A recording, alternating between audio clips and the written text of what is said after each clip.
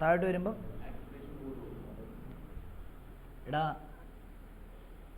ഞാനൊരു കാര്യം ചോദിച്ചോട്ടെ, ഇവർ എന്ത് പറഞ്ഞത്? Object is released near the surface of the earth എന്നാണ് പറഞ്ഞത്. Near the surface of earth acceleration എന്തായിരിക്കും?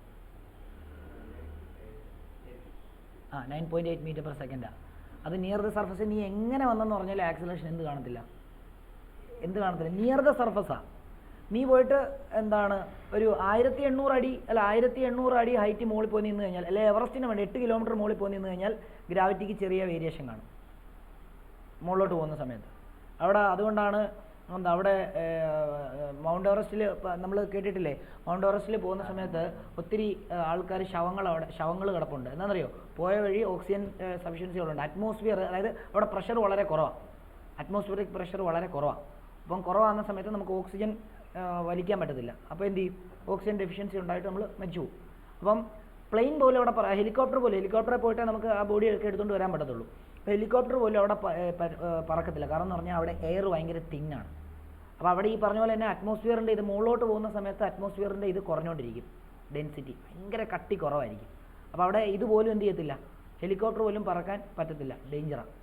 അതുകൊണ്ടാണ് അല്ലെങ്കിൽ എത്ര ശവങ്ങളാണ് മൗണ്ട് എവറസ്റ്റിൽ കിടക്കുന്നത് കൊണ്ടുവരാൻ പറ്റാതെ. കൊണ്ടുവരാൻ പറ്റും, ഒരു ബോഡിക്ക് ഒരു 25 ലക്ഷം രൂപ വെച്ച് കൊടുക്കണം. എന്നാൽ അവർ റിസ്ക് എടുത്ത് പോയിട്ട് അത് എടുത്തുകൊണ്ട് വരും.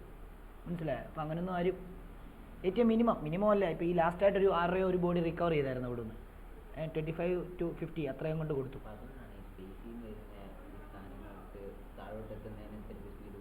കൂടും.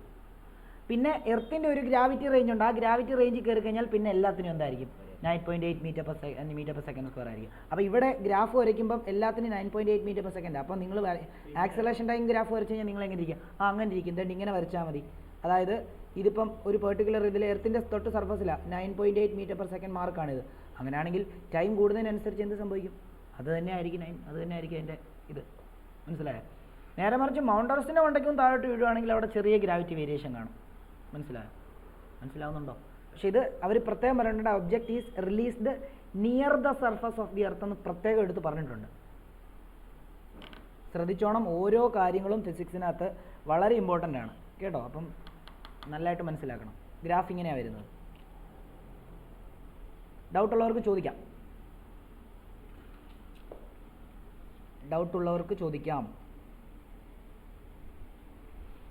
ആർക്കെങ്കിലും ഡൗട്ടുണ്ടോ?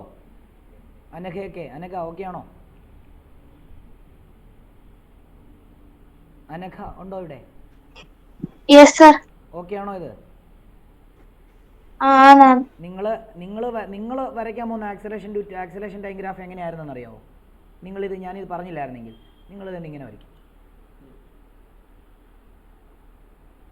അല്ലേ? അതാ ചോദിച്ചത്, ആക്സലേഷൻ കൂടുമെന്ന്. ശരിയല്ലേ?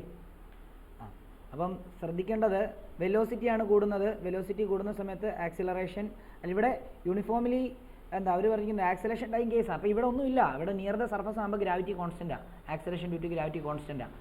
ഓക്കെ, അപ്പോൾ അത് ഒന്ന് ഓർത്ത് വെച്ചേക്കുക. ക്ലിയർ ആണല്ലോ?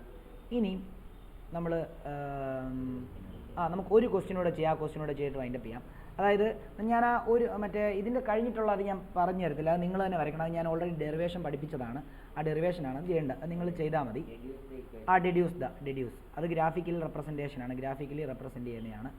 അലന് മനസ്സിലായോ ഇതിൻ്റെ കൺസെപ്റ്റ്? ഇപ്പം ഞാൻ പറഞ്ഞ അലൻ ജ്യോതിസിനൊക്കെ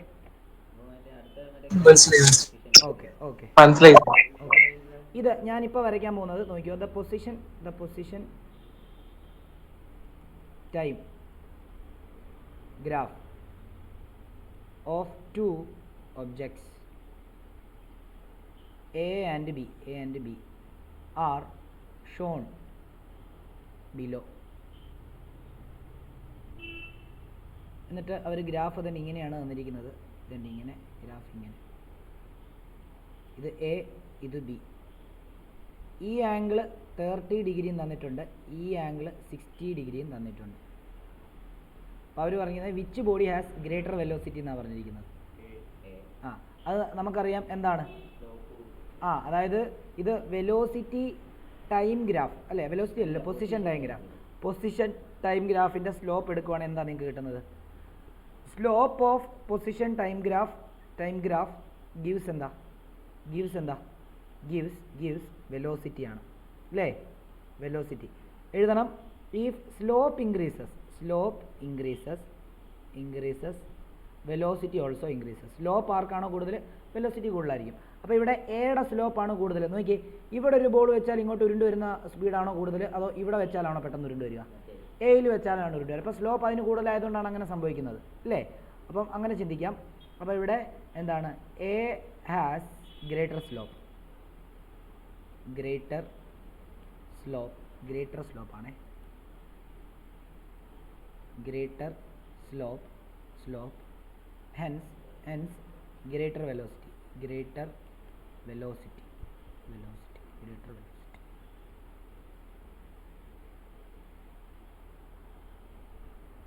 ഇനിയും അവിടെ പറഞ്ഞിരിക്കുന്നത് എന്താ? ഇനി അവിടെ പറഞ്ഞിരിക്കുന്നത് find the ratio of velocity of A and B. ഞാൻ പറഞ്ഞിട്ടുണ്ട് സ്ലോപ്പ് കണ്ടുപിടിക്കണേ എന്ത് കണ്ടുപിടിച്ചാൽ മതി? ടാൻ തീറ്റ കണ്ടുപിടിച്ചാലും എന്ത് തന്നെയാണ്, സ്ലോപ്പാണ് കിട്ടുന്നത്, ഇല്ലേ? അപ്പോൾ നമുക്ക് റേഷ്യോ കണ്ടുപിടിക്കാനാണ് പറയുന്നത്. അപ്പം velocity of a divided by velocity of b ചെയ്യാൻ വേണ്ടി tan 60 ഡിവൈഡഡ് ബൈ tan 30 ചെയ്താൽ മതി. tan 60 √3 ആണ്, tan 30 1/√3 ആണ്. അപ്പോൾ നമുക്ക് ഈസിക്വൽ ടു √3 × √3 എന്ന് വരും, അതായത് 3 വരും. അല്ല, ഇതൊക്കെ ചെറിയ സാധനമാണ്, എന്നാൽ വലിയ ഇമ്പാക്റ്റ് ആണ്. റേഷ്യോ യൂണിറ്റ് ഉണ്ടോന്നായിരിക്കും. പിന്നെ അതല്ലേടാ, എ ബൈ ബീനെ നമുക്ക് A/B എന്ന് എഴുതില്ല. നിങ്ങൾ A/B അല്ലേ നിങ്ങൾ A/B എന്നാക്കുന്നേ, ആണോ? പിന്നെന്തോ അത് തന്നെയല്ലേ കണ്ടുപിടിച്ചു വെച്ചു. റേഷ്യോ കണ്ടുപിടിക്കാൻ പറഞ്ഞു കഴിഞ്ഞാൽ റേഷ്യോ എന്താ, VA/VB ആണ് കണ്ടുപിടിക്കേണ്ടത്. അതിനെയാണ് നമ്മൾ VA/VB എന്ന് എഴുതുന്നത്. ഓക്കെ,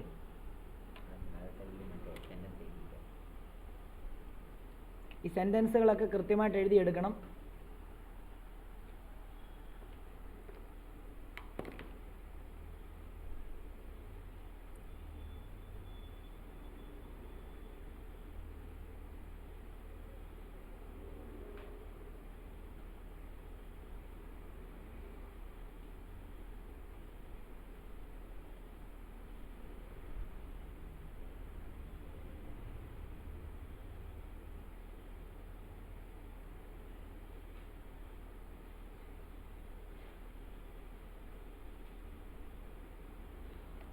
ഓക്കെ, ഇത് കഴിഞ്ഞ് ഞാൻ ഇന്നത്തെ ഇവിടെ അങ്ങ് നിർത്തുകയാണേ.